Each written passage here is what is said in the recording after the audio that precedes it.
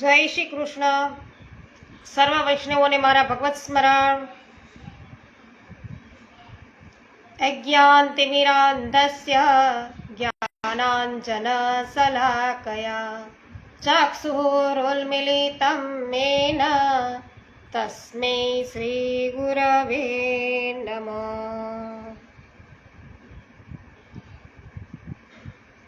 શ્રી ગોવર્ધનનાથ કી જય.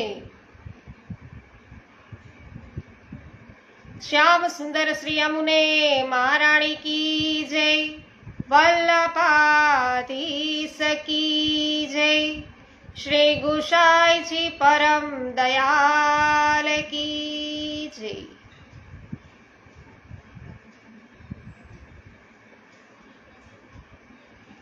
કુસુમબેન શર્મા, આપ સર્વપ્રથમ વૈષ્ણવ છો જે અત્યારે વલ્લભ આખ્યાનના લાઈવ વાંચનમાં ઉપસ્થિત થઈ ચૂક્યા છો. આપનું હાર્દિક સ્વાગત છે. કાલે આપણે જોયું 5મી કડીની અંદર વલ્લભાખ્યાન અને એ 7મું. તો 7મા વલ્લભાખ્યાનની અંદર 4થી કડીની અંદર હવે આપણે જોઈએ છીએ કે ગોપાળદાસજી શું કહી રહ્યા છે. કારણ કે 3જી કડીની અંદર આપણે જોયું કે મન કેવું ચંચળ છે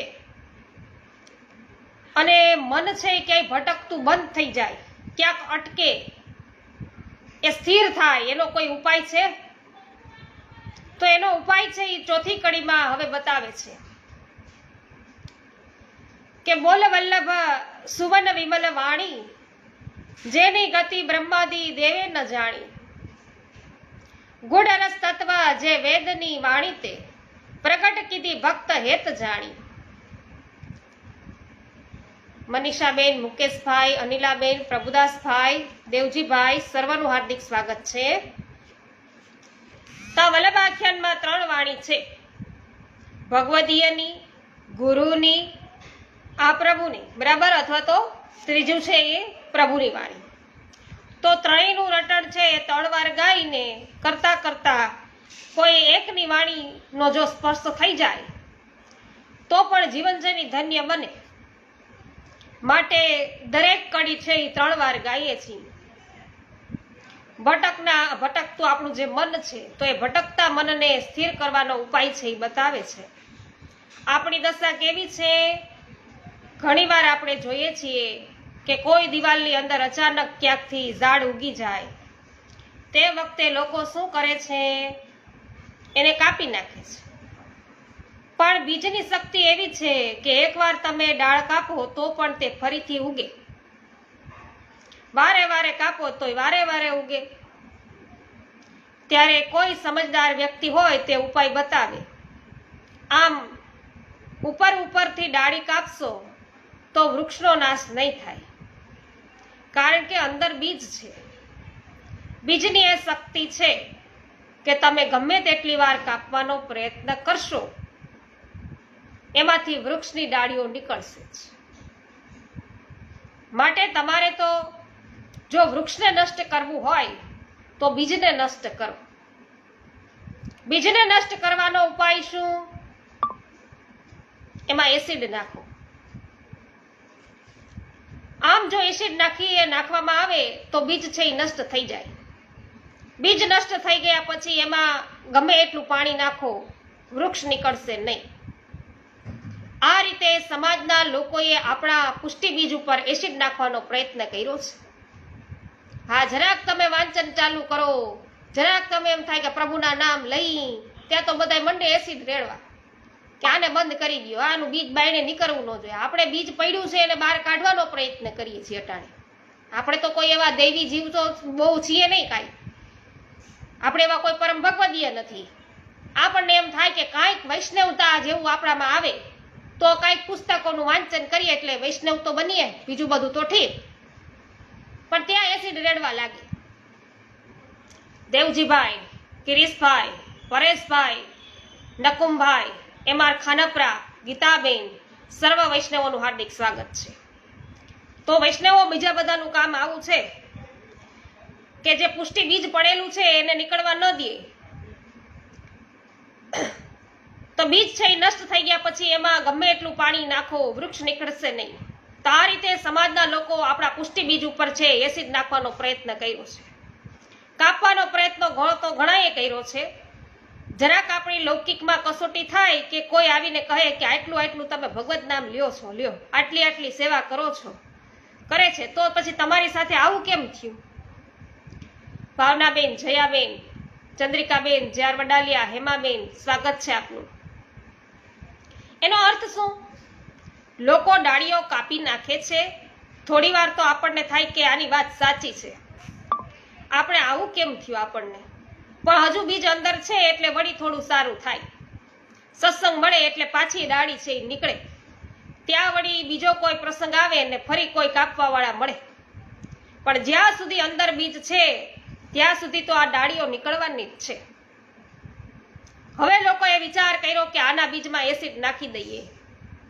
અને એસિડ કયો? તો કે ભગવત નામ લેવાતું હોય ત્યાં દુસંગ લાગી જાય. અને જ્યાં એ ભગવત સાનિધ્ય, ભગવત સેવા અને સત્સંગથી દૂર એ થયો કે સમજી લ્યો એના પર એસિડ છે નખાઈ ગયું. એસિડ નખાયું અને બીજ છે નષ્ટ થયું. હવે એમાંથી ડાળીઓ નીકળવાની કોઈ સંભાવના રહી નથી. તો શું હવે એ બીજ ક્યારેય ઉગશે નહીં ઉગી શકે? એને ફરીથી સિંચન નહીં થઈ શકે?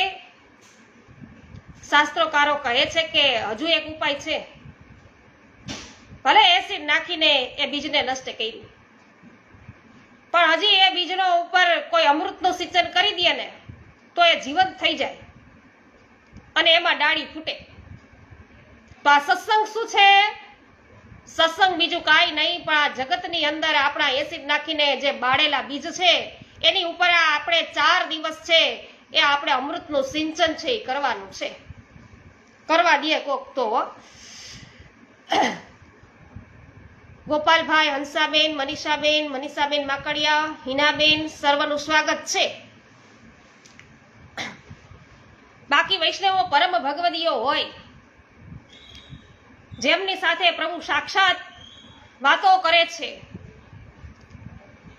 જેઓ પુષ્ટિ જીવ છે, જેમને પ્રભુ સાનુભાવ જણાવી રહ્યા છે અત્યારે હાલમાં પણ, એવા વૈષ્ણવોએ તો ખરેખર એને આવા સત્સંગની જરૂરિયાત નથી, આપણે બધાને જરૂર છે. હવે એ તો અહીંયા આવે તો એ પ્રભુથી વિમુખ થઈ જાય, એટલે એમને તો આપણા સત્સંગમાં આવવાની જરૂર નથી, કારણ કે ખોટા આપણા મુખના દર્શન કરે અને એમને દુસંગ લાગી જાય. એટલે એનાથી એમને બચવું જોઈએ. અને વળી પાછી આમાં કોમેન્ટો કરવામાં એટલો સમય બગાડે તો એ એટલો સમય પ્રભુથી વિમુખ થયા.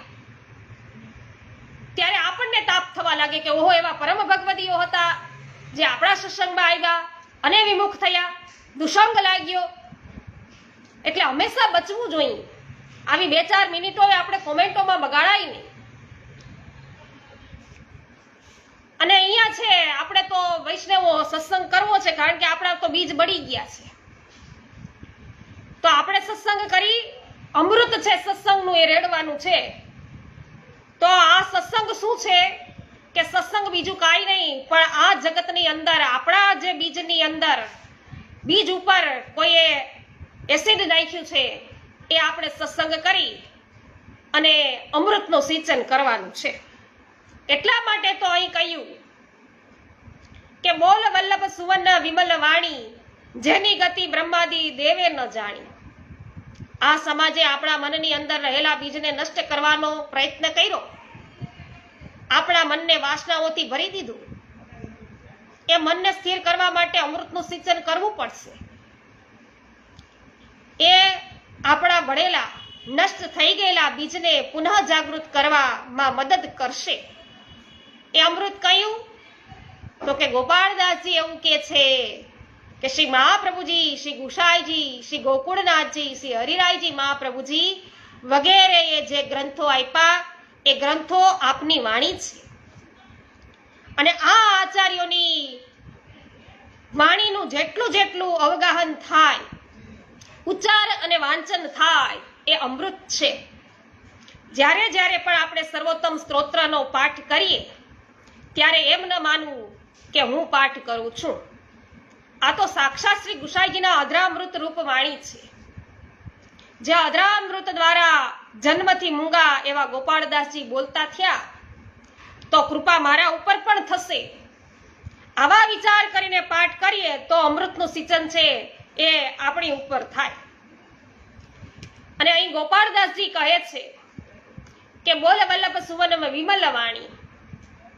શ્રી ગુસાઈજી માટે વલ્લભ સુવન શબ્દ વાપરે છે. સૌથી પહેલો ઉપાય એ બતાવ્યો કે આ ચંચળ મનને સ્થિર કરવા માટે અને અમૃતનું સિંચન કરવા માટે શ્રી મહાપ્રભુજી અને શ્રી ગુસાઈજીનું સ્મરણ કરવું.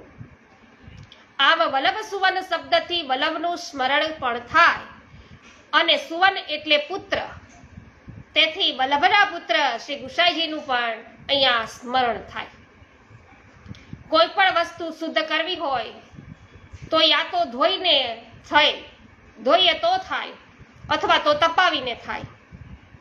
તો વસ્ત્ર વગેરે ધોવાથી શુદ્ધ થાય અને વાસણ ઇત્યાદિ છે અગ્નિમાં તપાવીને શુદ્ધ થાય.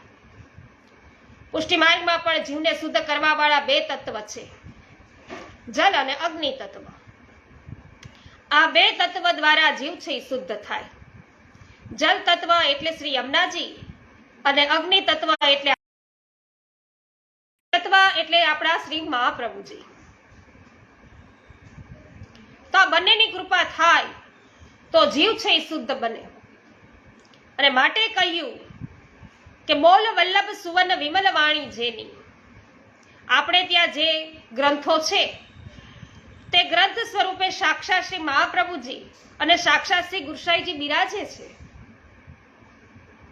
આપણે વિચારવાનું છે કે પુષ્ટિ માર્ગમાં આટલા ગ્રંથો પ્રકાશિત થયા, એમાંથી આપણે કેટલા વસાવ્યા એ તો ઠીક, પણ કેટલા વાંચ્યા?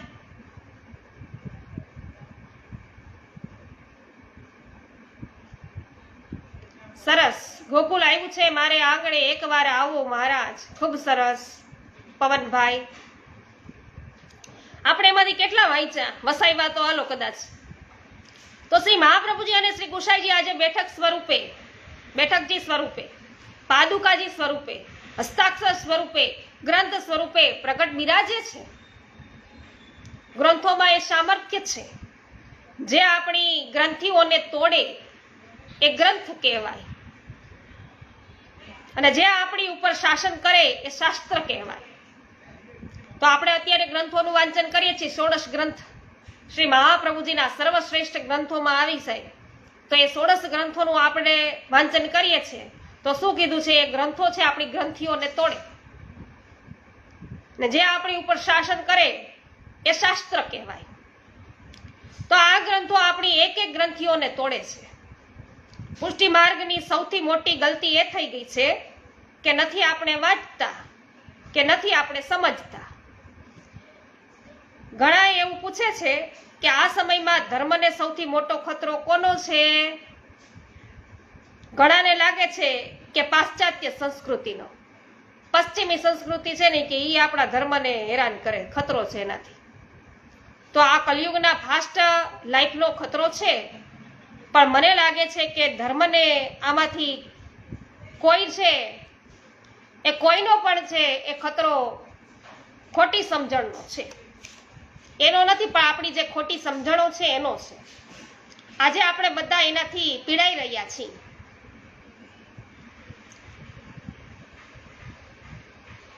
અનિલભાઈ, બીનાબેન, રેખાબેન, સ્વાગત છે. બાળક જ્યારે મોટું થાય ત્યારે એને બધું જાણવાનું મન થાય.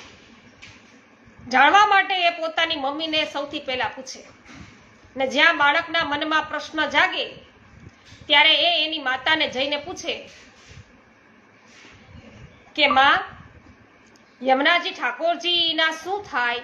આવો જ પ્રશ્ન મેં તમને આની પહેલાના સત્સંગમાં કીધું હતું ને કે થતો નાના હતા ત્યારે. કારણ કે શ્રીનાજી, યમુનાજી, મહાપ્રભુજી ત્રણેય બિરાજમાન છે, પણ આમાં શ્રીજી બાવાને આપને એમ કે ઠાકોર કેવો કે ચાલો જેજેવાલાને કહી દો કે મને ડાયો કરે. આમ નાના હોય ત્યારે બાળકોને કહી. તો કોને કેવું? અને આ સ્વરૂપો છે એ શેના છે, એકબીજાના એ શું થાય છે, હવે એ તો ખબર ન હોય, આપણે રોજે રોજ ત્યાં દંડવત કરી લઈએ. તો માં યમુનાજી ઠાકોરજીના શું થાય? હવે માને કહેતા શરમ આવે કે બેટા મને નથી આવડતું. તેથી એ પુષ્ટિ માર્ગીય વૈષ્ણવો માટે બ્રહ્મ સત્રનો ઉપયોગ કરી અને કહેશે બેટા આ વસ્તુ બહુ ગુઢ છે, તને સમજમાં નહીં આવે, ક્યાંક પણ આપણે છટકી જશું, બરાબર ને? તો છટકી જવું હોય તો આ બ્રહ્માસ્ત્ર ચાલે છે. તો આ સમયે બાળકના મનમાં જિજ્ઞાસા જાગી હતી અને સમજાવવાનો મોકોય હતો. જો એ જિજ્ઞાસાનું સિંચન થઈ ગયું હોત તો આજે એ બાળક છે એ પુષ્ટિ માર્ગ તરફ વળ્યો હોત, પણ મોકો ચૂકાઈ ગયો. આ સમયે બાળકના મનમાં જિજ્ઞાસા જાગી હતી, બોલો, અને એ મોકો ચૂકાઈ ગયો. વળી બાળક થોડો મોટો થાય, જ્ઞાન લેવા માટે ગુરુ પાસે જાય, લોકો એને કહેશે કે ત્યાં ન પૂછાય, અપરાધ થાય, શ્રમ પડે, બિચારો નવો નવો આવ્યો હોય અને ઘણા એને એવો તોડી પાડે કે એને શું કરવું તે ન સમજાય. એ એની રીતે વર્તતો હોય, હોલ ભરેલો હોય, નવો નવો કોઈ આવે ને બે હાથ જોડીને ગુરુને કહે કે જય શ્રી કૃષ્ણ, ત્યાં તો બધા એના ઉપર એવા તૂટી પડે કે ગુરુને કહે છે લ્યો જય શ્રી કૃષ્ણ, એને કહેવાય, પણ હવે એને નથી કોઈ સમજાવ્યું તો શું કરે? અને તમે લોકોએ એને ઉતારી જ પાડવાનો ધંધો કર્યો નથી, એને આપણો પ્રોટોકોલ સમજાવતા કે ભાઈ આપણામાં પુષ્ટિ માર્ગમાં આ રીતે નિયમ છે, એવો કોઈ જણાવે નહીં. ત્યાં તો બધા એના ઉપર એવા તૂટી પડે બિચારો, પછી કદી એ રસ્તા પર નીકળે જ નહીં કે હવે ત્યાં જવાય જ નહીં. એને તો આવવું છે પણ આપણે આવવા નથી દેવું, કારણ કે આપણે એટલા બધા જ્ઞાનીઓ થઈ ગયા, આપણામાં એટલું જ્ઞાન આવી ગયું કે ન પૂછો વાત. એટલે બિચારા જે નવા નવા નિશાળિયા હોય એને તો ત્યાંથી અડધે રસ્તેથી જ પાછા વાળી દે, નિશાળે પૂગવા દે તો થાય ને. અને ખબર નથી કે શું ભૂલ થઈ ગઈ, એ બિચારાને ખબર નથી કે મારી તો હું ભૂલ થઈ ગઈ એમ. તો એની રીતે એના શબ્દોમાં ગુરુ પ્રત્યેના ભાવ છે એમને તો વ્યક્ત કર્યો છો, કારણ કે પ્રભુ પ્રત્યેને ભાવ તો છે જ, ગુરુ પ્રત્યેને ભાવ તો છે જ, એટલે ત્યાં જઈને જય શ્રી કૃષ્ણ કર્યા. પણ ન કરાય શું કામ નથી કરાતા એ તો કાંઈ ખ્યાલ નથી કે ભાઈ આપણામાં જય શ્રી કૃષ્ણ બોલાય તો પછી બધે બોલાતું હશે, એટલે જઈને વંદન કરીને કહે છે કે ભાઈ જય શ્રી કૃષ્ણ, અને એને ખબર નથી કે આ મારી ભૂલ છે. તો એની રીતે એના શબ્દોમાં ગુરુ પ્રત્યેના ભાવ એને વ્યક્ત કરી રહ્યા છે, અને સમજાવવાનો પણ એક તરીકો હોવો જોઈએ વૈષ્ણવ. આપણે એવો તોડી પાડીએ કે ફરીથી કોઈને જય શ્રી કૃષ્ણ કહેવાનું પણ ભૂલી જાય, એને એમ થાય કે હવે ગમે એ હામાં મળે ને કોઈ નથી કરવા, વૈષ્ણવ નહીં ભગવત સ્મરણ કરતો બંધ થઈ જાય. તો કોઈ વલ્લભકુલ બાલક કે ગુરુ કહેતા નથી કે અમને કોઈ પૂછે તો શ્રમ પડે છે. બાળકો તો કોઈ બાળકો કહેતા નથી કે અમને શ્રમ પડે છે, આપણે કઈ કે ત્યાં પૂછવા ના જતા હો શ્રમ પડે બાવાને. અને હાથરી કોઈ પ્રશ્ન કઈ કરવા ગયા હોય તો અડધેથી ત્યાં આપણે હવેલીમાં જાય તો કે ના બાવા કોઈના પ્રશ્નના જવાબ એને શ્રમ પડે એ કોઈને આપતા નથી, ત્યાંથી જ કહી ગયા. કોઈ ઉપર બાવા બિરાજતા હોય ત્યાં સુધી તો પૂગી જ ન શકે, આંગણમાંથી ફરી પાછા આવતા રહીએ. તો વૈષ્ણવો કેવા હોવા જોઈએ? તમે નથી આપી શકતા તો ભાઈ તમે ગુરુ પાસે અવશ્ય જાઓ, તમારા મનનું સમાધાન, તમારા પ્રશ્નનું સમાધાન છે આપશ્રી અવશ્ય કરશે. તમે આપી શકતા હોય તો અવશ્ય કરાય, અથવા તો સાથ આપીને એમ કહેવાય કે ચાલો ચાલો તમને જે પાસે લઈ જઈએ. પેલા જે વૈષ્ણવો હતા પોતે નામ આપવાની આજ્ઞા હોય તો શું કે ચાલો આપણે ગુસાઈજી પાસે જઈએ, તમને ત્યાં નામ અપાવીએ. વૈષ્ણવ કરે છે. આપણે જોયું હતું કે બે પટેલ ભાઈઓ હતા, એમાં એક છે એ જ્ઞાની છે ને એક છે એ ભોળો છે. હવે જ્ઞાની ક્યાંક બહાર ગયો, તે ભોળો બિચારો હતો, એની ભાભીએ ન કહેવાના વેણ કહી દીધા, તે નીકળી ગયો ઘરેથી. પછી એમ થયું કે હું આપણા ગામની અંદર આપણા જ્ઞાતિના રહે છે માધવ ભટ્ટ ને એમને ત્યાં જાઉં. એ બે ભાઈઓ હતા, એ બે ભાઈઓ વૈષ્ણવ, અને એમની કૃપા એના પર વરસી તો એ આપશ્રીના ચરણે આવ્યા, એનામાં જ્ઞાન થયું. તો આવા વૈષ્ણવ હોય કે આ તો બિચારો ભોળો હતો, એનામાં જ્ઞાન કર્યું કે સંસ્કૃત થોડીક વારમાં તો બોલવા માંડ્યો, શાસ્ત્રનું જ્ઞાન થઈ ગયું થોડીક વારમાં તો, કારણ કે 108 વાર છે આપશ્રીના નામ લેવડાવ્યા. આવા વૈષ્ણવો હોય કે જે આનામાં બુદ્ધિ નથી તો એનામાં આ પ્રકારે બુદ્ધિ આપીએ, આમ જ્ઞાન આપીએ. એટલે કીધું કે તુજ સંગ કોઈ વૈષ્ણવ થાય તો તું વૈષ્ણવ સાચો, તારા સંગનો જો રંગ ન લાગે તો તું કાચો. હવે તમે કોક વૈષ્ણવ હોય એને વૈષ્ણવતામાંથી દૂર કરો. તમારા સંગથી ખરેખર તો કોક બીજો વૈષ્ણવ ના હોય એને વૈષ્ણવ કરવાનો હોય તો તમે વૈષ્ણવ સાચા. આ તો કોક એમ થાય કે ભાઈ હવે મારે ધીમે ધીમે વૈષ્ણવ થવું છે, ત્યાં તો એને અડધેથી જ પાછા વારી દે. તો આ વૈષ્ણવતાના લક્ષણો નથી. આપણે 84 વર્ષો 52 વૈષ્ણવોની વાર્તા એટલે 3-3, 4-4 વાર વાંચન કરીએ છીએ કે કેવા વૈષ્ણવ હોય. 252 ભગવદીઓની વાર્તામાં છે આપણે એટલે વાંચન કરીએ છીએ કે કેવા વૈષ્ણવો હોય છે અને કેવાના પ્રભુ છે કે એના અંતર છે વાંચી લે છે અને સામે ચાલીને પ્રભુ એવાને મળવા જાય. જ્ઞાનીનું અહીંયા કામ નથી, સ્નેહનું કામ છે કે પ્રભુને ખબર પડી જાય ગુસાઈજીને કે આ જીવ છે એ મળવા આવ્યો છે ને મારા પ્રત્યેના હૃદયની અંદર સ્નેહ છે, તો પોતે ઘોડા ઉપર સવાર થઈને સામે એને મળવા જાય. તો આ જ્ઞાન ભલે ને તમારામાં ગમે એટલું ભર્યું હોય એ તમારી પાસે રાખો. પ્રભુ કે હું તો સ્નેહનો ભૂખ્યો છું. તો આવી સુંદર વાત છે એ આપણે આ બધા વાર્તા પ્રસંગોમાંથી જાણીએ છીએ વૈષ્ણવ. તો અહીંયા કોઈ પણ વલ્લભ કુલ બાલક છે એવું નથી કહેતા, ગુરુ એવું કહેતા નથી કે અમને કોઈ પૂછે તો શ્રમ પડે છે. તેઓ ભૂતલ ઉપર આવ્યા જ એટલા માટે છે કે તમે આવીને અમને પૂછો. તમારો અધિકાર છે એમને પૂછવાનો, અને ક્યાંકથી જવાબ ન મળે તો એકબીજાને પૂછી આડી અવડી રીતે એવું શીખે કે આપણે પૂછીએ કે આવું ક્યાંથી શીખ્યા, તો કે છે કે અમુક ભગવદીએ શીખડાવ્યું છે. ઘણીવાર એવા ક્રમ થતા હોય, હરકતો એવી થતી હોય કે બધું જોઈને આશ્ચર્ય થાય કે આ બધું આવ્યું હશે ક્યાંથી આવ્યું. એક નિષ્કિંચન ભગવદીયની વાર્તા છે કે તેમની પાસે ભોગમાં ધરાવવા ચમચી ન હતી અને તેથી દાંતણ મૂક્યું કે મારા ઠાકોરજી છે એ ચમચીના ભાવથી ગરમ સામગ્રી હલાવીને આરોગે.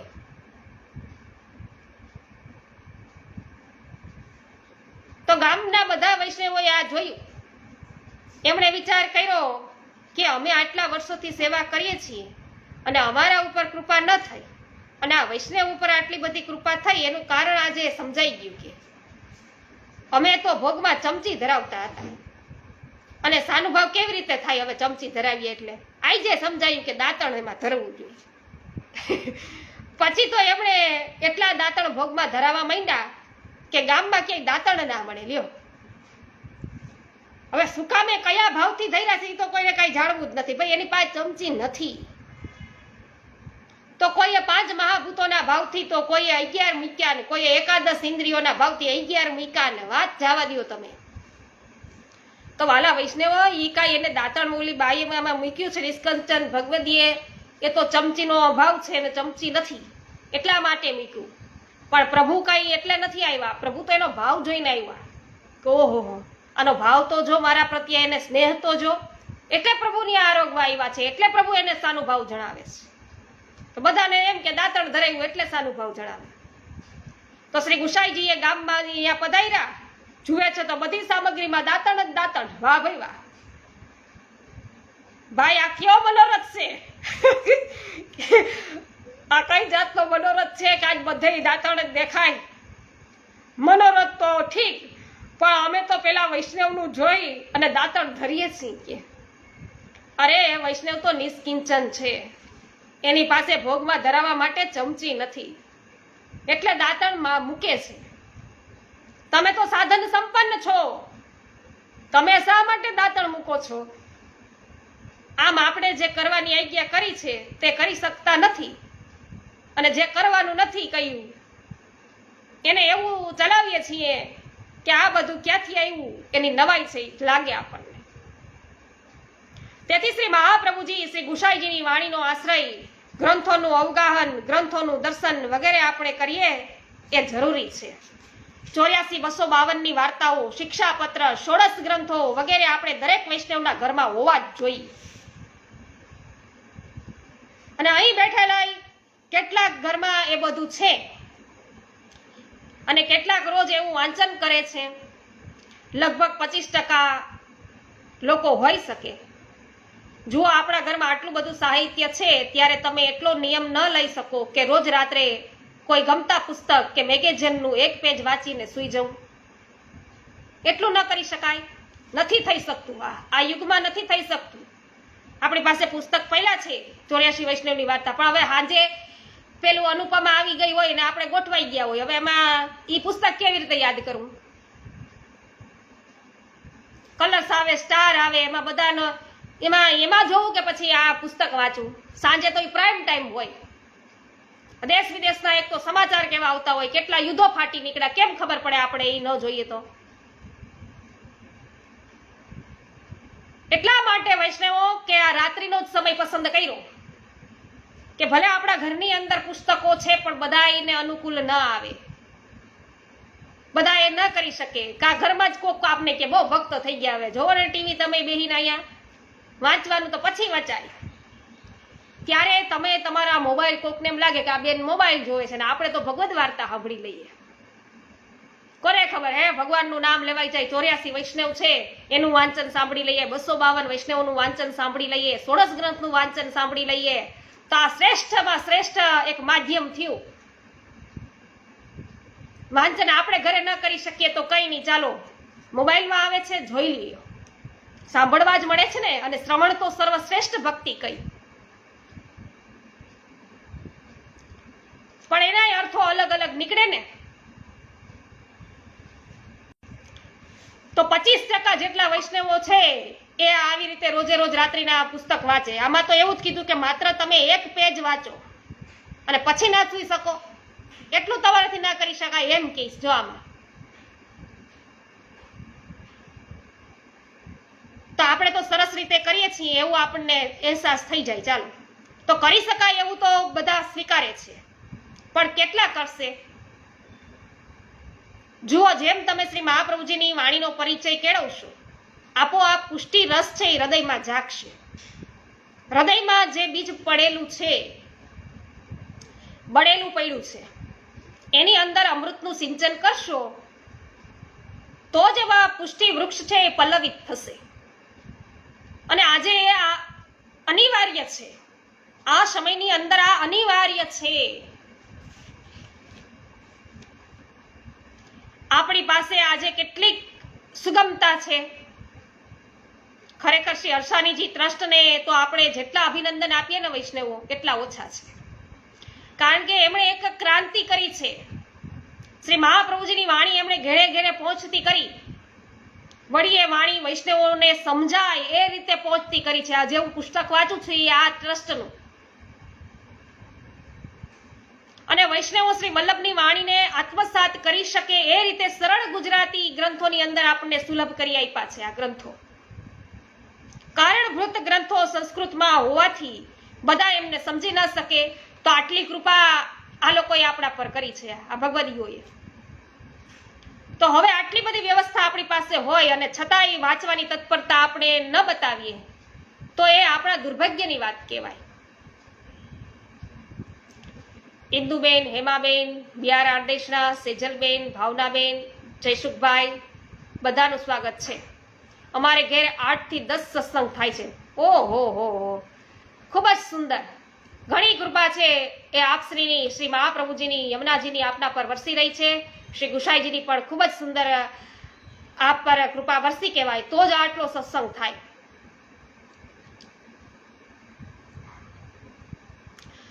હવે કહે છે કે ગુઢ રહસ તત્વ જે વેદની વાણી તે પ્રગટ કીધી, ભક્ત હેત જાણી. શ્રી મહાપ્રભુજીની વાણી એ સાક્ષાત વેદની વાણી છે, અને આપની વાણી કદી વેદથી વિરુદ્ધ ના હોય. એટલે કે શ્રી મહાપ્રભુજીની જે વાણી છે ને વેદથી વિરુદ્ધ નથી, ક્યારેય ના હોય. એ વાણી છે વેદ સંમત છે. શ્રી વલ્લભે શ્રી ભાગવતજીના અર્થ કર્યા તે પણ વ્યાસજી પરક છે. વ્યાસજી જે કહેવા માંગતા હતા તે અર્થો શ્રી વલ્લભે પ્રગટ કર્યા છે. એટલે કીધું કે શ્રીમદ ભાગવત છે એનું ગુધારત છે એ પ્રગટ કર્યું. તો અર્થ કર્યા, શ્રીમદ ભાગવતજીના અર્થ કર્યા તે પણ વ્યાસજી પરક જ. અને વ્યાસજી જે કહેવા માંગતા હતા તે અર્થો શ્રી વલ્લભે પ્રગટ કર્યા. વ્યાસજી વાસ્તવમાં શું કહી રહ્યા છે, શું એમણે શું કામે લખ્યું છે, ભાગવતની રચના શું કામ કરી છે, એમાં એ કહેવા શું માગે છે એ જ અર્થ પ્રગટ કર્યો. પોતે જે કહેવા માંગતા હતા એ તો આપણે ષોડશ ગ્રંથમાં કહ્યું છે. મહાપ્રભુજી પોતે જે કહેવા માંગે છે એ તો આપણે ષોડશ ગ્રંથની અંદર કહી દીધું છે. અને એટલા માટે જ મેં ગ્રંથો લીધા છે. આપણને અત્યારે અઘરા લાગી રહ્યા છે વૈષ્ણવો કે આટલું બધું, પણ આપણને એટલી તો માહિતી આવે કે આટલા પુરુષાર્થ હોય, આટલા શાસ્ત્રો હોય, એની અંદર આટલે પ્રકારના મોક્ષો હોય, એટલું આપણે ખાલી જાણકારી તો મેળવી શકીએ. આપણને ન સમજાય તો કંઈ નહીં, પણ જાણકારી તો મળશે ને કે આટલું બધું હોય શાસ્ત્રોની અંદર. સારું છે કે શ્રી મહાપ્રભુજી આટલી કૃપા કરી કે આપણે એ બધું વાંચવું પડતું નથી. મહાપ્રભુજી વાંચી લીધું ને એનો સાર ઉપસાર બધું આપણને આપી દીધું. એટલે આપણે એટલા ખૂબ જ ભાગ્યશાળી જીવો છીએ કે આપણા માથે એવા સમર્થ ગુરુ શ્રી મહાપ્રભુજી બિરાજે છે.